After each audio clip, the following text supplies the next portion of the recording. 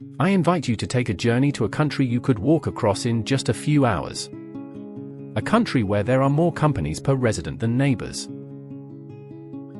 A place where castles float in the clouds, and taxes are lower than the temperature in January. Welcome to Liechtenstein, a tiny principality tucked between Switzerland and Austria like a precious gem hidden in the folds of an alpine tablecloth. Imagine. Morning, thick fog drifting over the green slopes of the Alps, and ahead lies a country many people couldn't locate on a map at first glance. The entire principality is roughly the size of a small city. Liechtenstein takes its name from its ruling family, the House of Liechtenstein. It's one of the rare cases in the world where a dynasty lends its name to a country. After World War II, the principality was a poor agrarian corner of Europe. Prince Franz Joseph II bet on financial services and close integration with Switzerland. Not only did the tiny country preserve its independence, it became remarkably wealthy. Rapid economic growth began in the 1950s and 60s, when the principality introduced low corporate taxes, entered a customs union with Switzerland, and began attracting foreign companies. Today, more companies including foreign ones are registered in Liechtenstein than there are residents, and the number of jobs exceeds the number of people living in the country.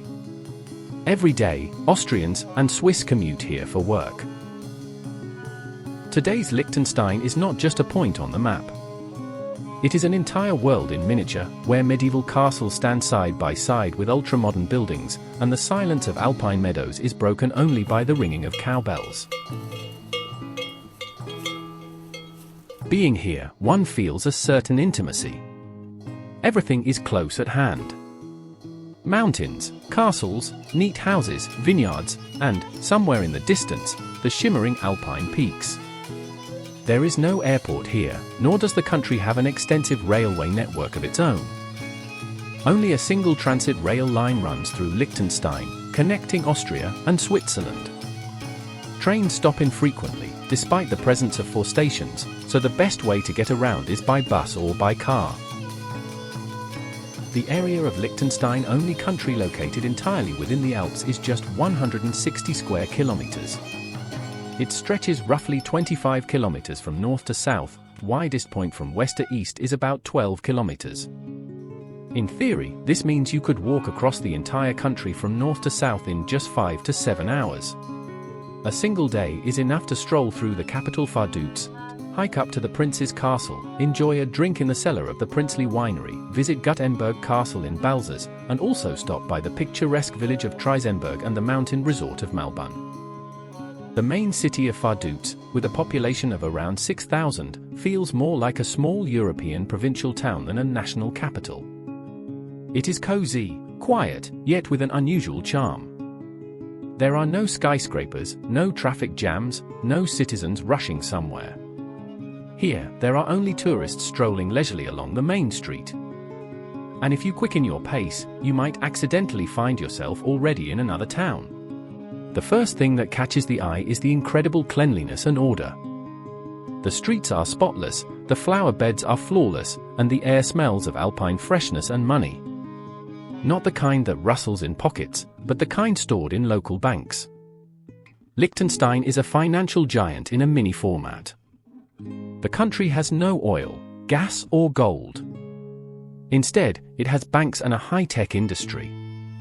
Liechtenstein has gained fame as one of the world's leading financial services hubs. The national debt of Liechtenstein is practically zero. Arriving in the capital of Liechtenstein, the princely castle immediately catches the eye. Imagine walking along a narrow street in Vaduz when, all of a sudden, a sheer rock rises before you, crowned by a castle with towers and crenellated walls, standing proudly like the guardian of the principality. Vaduz Castle is not merely the country's main landmark, it is the residence of the ruling House of Liechtenstein. As you make your way up the winding path toward it, you find yourself stopping again and again to admire the rooftops of Vaduz, the Rhine Valley, and the Alps rising in the distance, eager to capture this beauty on camera. And here is the castle itself, solid stone walls and ancient towers. There are no fences around it, no guards, and I didn't even notice any surveillance cameras, even though the princely family lives there. Of course, you can get inside without an invitation, but you're free to admire it from the outside and take as many pictures as you like. You can even snap a photo of the inner courtyard. No one will stop you. Today the castle is home to Prince Hans Adam II, one of Europe's wealthiest monarchs, his son hereditary Prince Alois, who has been delegated responsibility for governing the country since 2004, and other members of the princely family. The castle, with its 130 rooms, is their family residence and is closed to tourists. Just imagine what it would be like if crowds of people walked through your living room every day. However, there is one day a year when the castle gates are thrown open. August 15th, Liechtenstein's National Day. On that day, residents and guests gather on the castle lawn. The prince or his son addresses the crowd, after which they mingle with locals and tourists. In short, a grand public celebration takes place, complete with music, light refreshments, and wine. As the people of the principality say, in moments like these, the feeling comes alive that the prince is not a distant, inaccessible figure, but simply a neighbor, albeit one with a castle on the hill. However, even on this special day you can go into the private living quarters where the princely family resides. Visitors are only allowed into the castle courtyard, where they can stroll around the inner grounds and take in the atmosphere. Still, there is a way to see what the castle looks like inside. A virtual 3D tour has been created for this purpose. By visiting this site, you can walk around the grounds and even see parts of the castle's interiors. It's a great way to peek into areas that are normally off limits to the public. Residents of Vaduz say that the ghost of the White Lady appears in the princely castle from time to time. She is believed to be the spirit of a countess from the ancient Montfort family, which owned the castle long before the Liechtensteins. Many tragic stories are linked to her fate. Some say she was tortured after being suspected of infidelity, others claim she died in an accident inside the castle. According to another legend, the countess defended the fortress during a siege and was killed while trying to save her family. After her death, her spirit is said to have remained within the castle walls. Some believe the White Lady foretells misfortune and death for the castle's owners. Others think she appears to warn the princely family of impending trouble.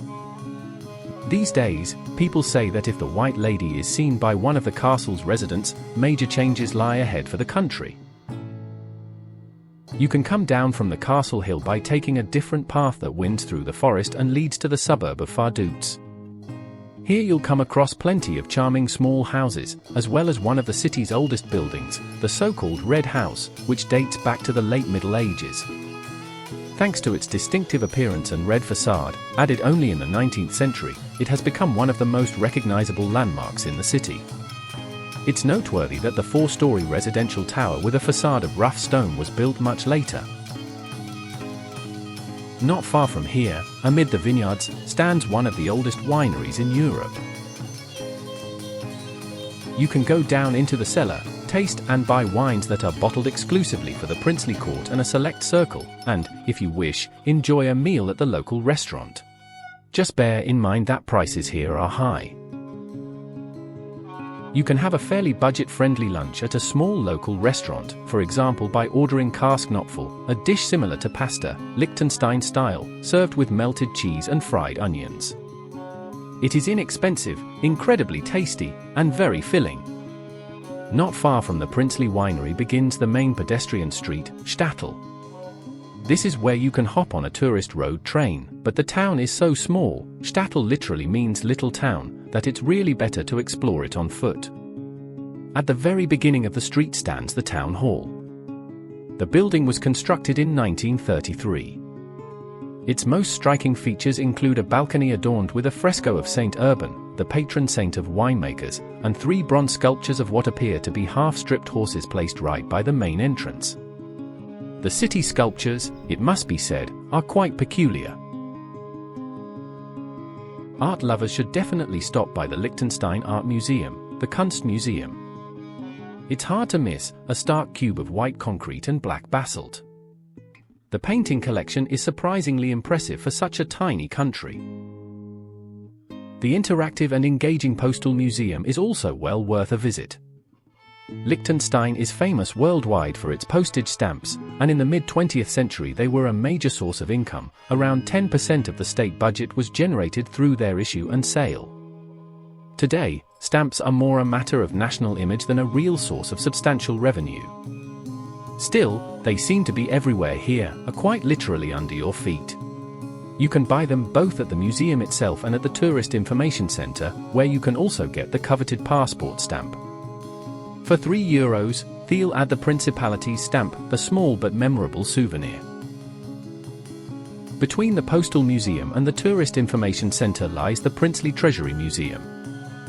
Its exhibition features jewels and decorative art objects collected by the princes of Liechtenstein over the nearly 900-year history of the dynasty, including an impressive collection of Fabergé eggs, as well as a replica of the princely crown. The princely family of Liechtenstein is among the wealthiest in Europe. The exact number of castles and residences owned by the Liechtensteins is unknown. However, according to official data, the prince and his family own at least 10 castles and palaces. Some of them are still inhabited by members of the princely family, while others are open to the public as museums. The Liechtensteins also own one of the largest private collections of paintings in the world.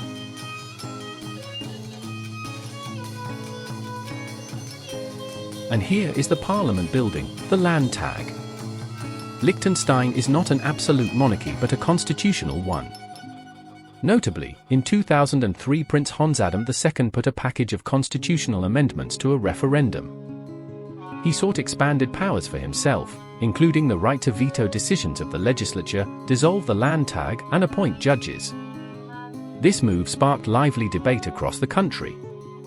Many argued that in 21st century Europe such powers were excessive for a monarch. The prince, however, was very direct. If the people no longer trusted him, he said he was ready to leave the country with his family, and could even sell his vast estates, which are legally enormous compared to the tiny size of the principality itself, to anyone, even Bill Gates. In the end, the referendum showed strong support for the prince. More than 64% of voters voted in his favor. In Liechtenstein, stability is deeply valued, and trust in the ruling dynasty proved stronger than fears of absolute power.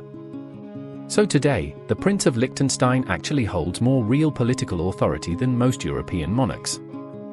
At the same time, the princely family exercises this power very carefully and is known for not abusing its constitutional rights. For the population, this appears to be a fair trade-off. It's better to entrust governance to the princely family than to risk political stability. And here's another interesting fact. If the people see that power has, so to speak, gone to the monarch's head, they have the right to hold a referendum on abolishing the monarchy in response. So the balance of power is preserved. Right next to the legislative branch is the executive. This is the building of the local government, which houses not only the Prime Minister, but also for ministers. Each of them oversees several spheres at the same time. There is also a rather odd sculpture in front of the government building, a poor rhinoceros crushed under a concrete slab. Behind this sculpture lies an equally peculiar park. But perhaps for such a small capital, it fits just right. And crowning Vaduz's central street is St. Florian's Cathedral. It was built in the 19th century in the neo-Gothic style. Visitors can step inside the cathedral, whose interior is rather modest. In general, it is not customary in the principality to flaunt wealth, even though its residents are very affluent. Liechtenstein is one of the most prosperous countries in Europe. GDP per capita here is higher than in Switzerland, and the standard of living is considered among the highest in the world. On the streets of Vaduz, you can see expensive cars, but they do not serve as status symbols. Most residents drive practical German-made vehicles or electric cars. Even extremely expensive Swiss watches are displayed here in ordinary shop windows. In Switzerland, by contrast, These watch brands are showcased on the ground floors of historic buildings behind vast display windows. The homes of Liechtensteiners are also modest in appearance, bearing little resemblance to millionaires' mansions. Wealth is kept inside, not put on display. In terms of clothing, residents tend to follow a Swiss style. Neat, high quality, but understated. This reflects the principality's mindset. Stability, modesty, and respect for privacy matter more than the display of luxury. Even the princely family, despite its immense wealth and world-class art collection, lives in a castle that looks fairly simple and bears little resemblance to the Palace of Versailles. Here we can conclude introduction to Vaduz. However, beyond the capital there are a few more places worth visiting. I will talk about them in the next video, where we'll head to the mountain village of Triesenberg, still home to a community that settled here in the 13th century, admire alpine meadows and traditional chalets, stroll through the streets of the mountain resort of Malbun, take a bus to Balzers in the south of the country, visit its landmark, Gutenberg Castle, and learn many more fascinating facts about Liechtenstein.